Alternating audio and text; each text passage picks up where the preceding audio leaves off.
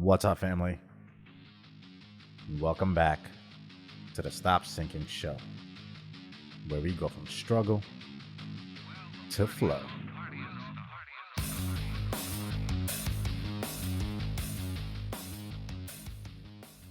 We all think we are wise.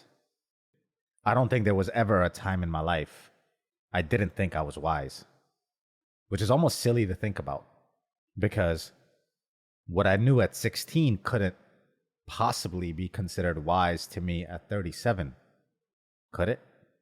If I still live by some of the principles I anchored into my being back then, ways of living that have stood the test of time, then is it durable wisdom, or am I still in a familiar delusion? That's something I think we should all spend time questioning. How has that wisdom served us over time? Is it even wise in the first place?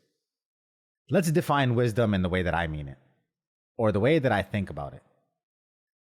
Wisdom to me is the harnessing of timeless patterns to help you make decisions. Meaning it is the collection of experiences, knowledge, sound judgment or discernment, foresight built from that, virtues and values, all wrapped up in an actionable snapshot. Wisdom is the application, the meaningful application of all of those things. It is what shows up in your behavior. If you are the wise one in the room, it is the collection of these things that show up in your actions that then can be perceived by another as wise or not. Wisdom is the inhabitation of these things into your personality and the assessment of its groundedness and limitlessness that comes from that. How you show up in your being is through the lens of all of this that you hold. And that is then what is portrayed to the outside world. You can actually witness a person get wiser over time because their behaviors change, especially if they are integrating the growing collection of experiences and knowledge and so on. The expansion of all of those things shows up as the distilled demeanor of that person. This doesn't happen without the integration step. And what sets people apart is how much of it they are able to integrate and distill into themselves. Two people can go through the same experience with one none the wiser, while the other one expands. There is not a time when wisdom doesn't work. It works all the time. It is at work all the time. Or at the least, it is at your disposal to work at all times.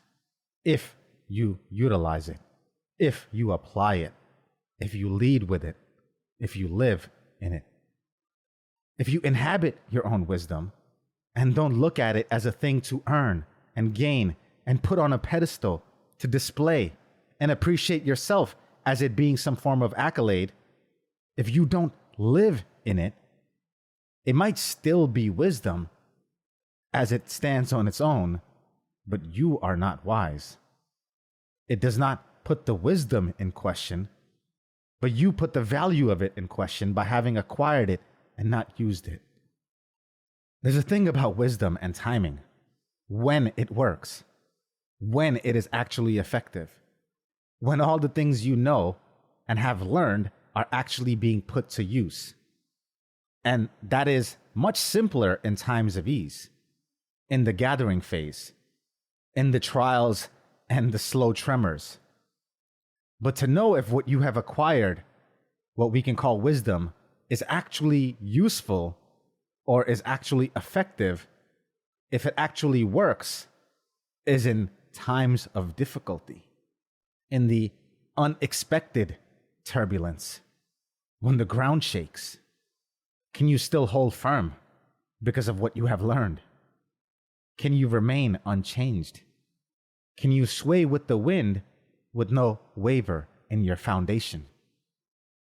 When you live intentionally, when you accept that nothing is accidental, when you recognize the value of each and every interaction, every experience, when you see how you can be molded if you ease yourself into the clay, when you see how you can be shaped without contorting and conforming to a predetermined form, when you use the entire collection of life.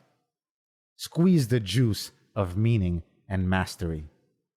Distill its nectar as the sweetness into your demeanor. That's when wisdom works. I love you, family. Stay true always. I'll see you on the next show.